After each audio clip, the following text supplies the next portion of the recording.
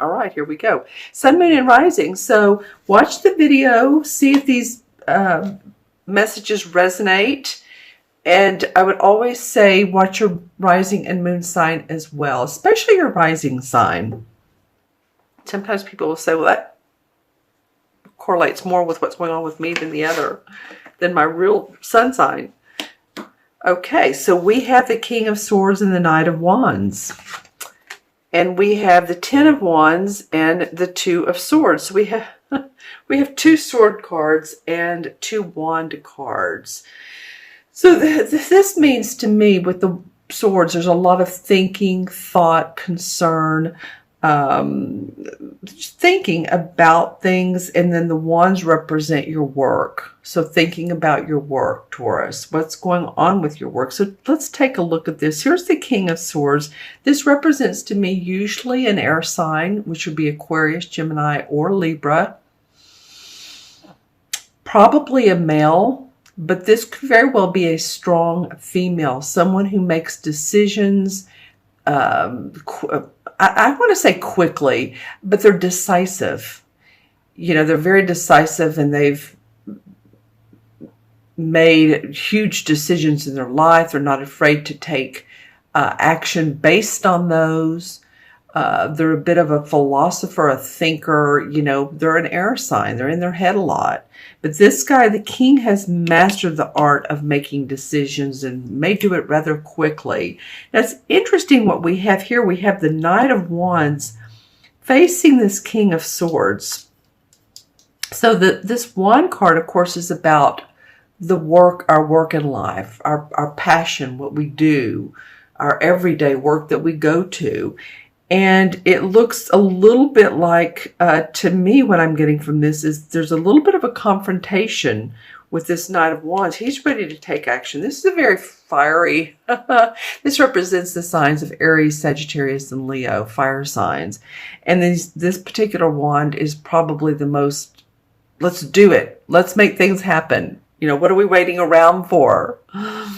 And so there possibly could be some clash between these two people. Now, these are both court cards, and not all of you Tauruses were born on the same day, same month. Oh, and happy birthday to you, Taurus. Happy, happy birthday. But you're born, some of you, the end of April, which is right now. I'm doing this video on Saturday, the 27th. And the majority of you were born in May. So again, these people may represent different folks to all of you, but I'm just saying what I'm getting of them and how they come off in their personalities. So this feels like this is possibly a work situation, and maybe this person's very decisive, and some of the others, let's just say this. This is a company situation. I'm just giving you an example. This is a company situation. Here someone sits who just will not get off this throne and not, follow or go by others' opinions, goes by their own opinion. I apologize. This particular person wants to rear up and say, hey, now wait a minute, that's not what the rest of us want, or that's not what I want, and really wants to take charge, and gives this person here, this King of Swords, some challenges, definitely, because this is a fiery person. Could be male or female, and this could be male or female as well. So think about that, how that could work out. Then we have the Ten of Wands facing the Two of Swords. Very interesting, because this Ten of Wands means wanting to put burdens down, but still carrying these burdens on your back. It also may mean some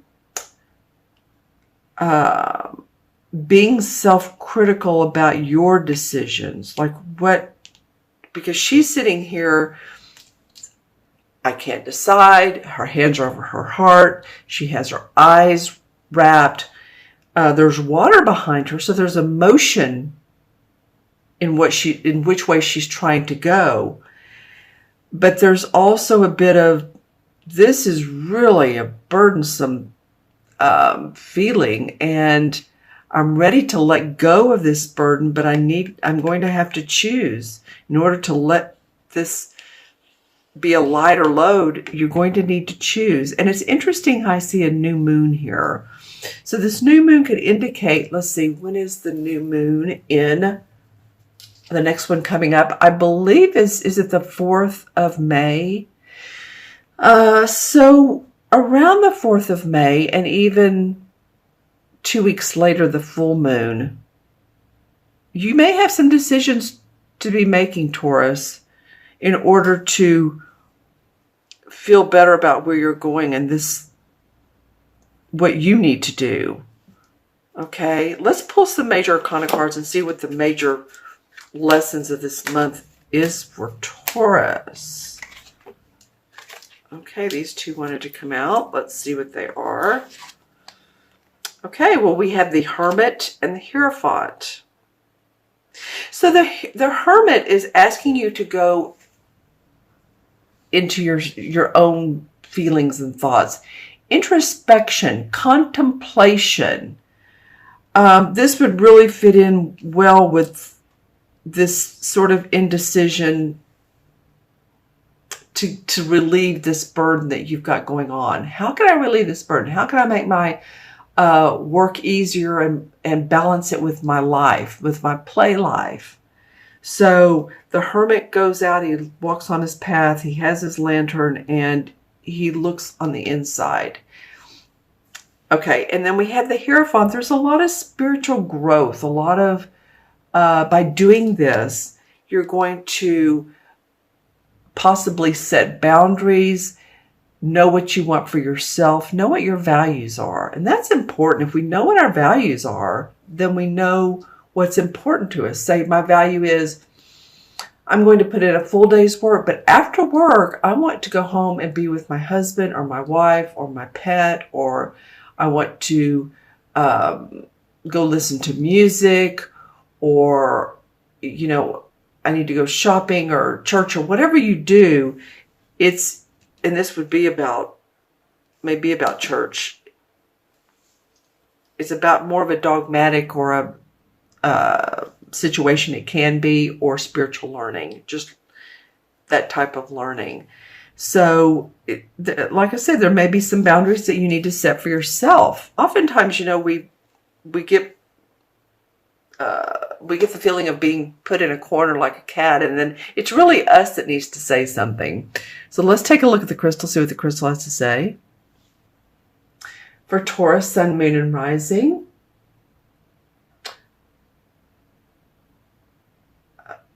Okay, excuse me just a moment while I look at this, because I am trying to figure out, I'm getting large animals for this particular month, and yours is yours is not different. All right, so every once in a while I will get a bear, and lots of times it's a polar bear, it's a white bear. This time it's a black bear. You know, every animal has their great qualities and distinctions. And so this might be something to do with feeling your power. And so Google bear, especially the black bear, not the polar bear. And you may want to look at their instincts, their personalities, how they deal with their everyday life, how they survive. Interesting. I've been getting the largest animals, elephants, what was another one that was real interesting? I think a kangaroo yesterday. Very, very interesting. Okay, so the mask comes up for you all. It has 3 times. You are my 5th reading for this particular series, and so it's showing up. So this is a person that may be deceitful, tricky, not telling everything, standing behind the scenes or acting like it. And so, you know, it's just for you to notice. It's not the feeling, I'm not getting the feeling of, oh my gosh, you're going to get pulled into something you don't want to. Just be aware of this person and maybe not interact with them. They do seem rather vocal. Gosh. So just be cautious about that. What else comes up for Taurus? Anything else for Taurus, sun, moon, and rising? Okay, what is this disc? Disc. It's a black disc.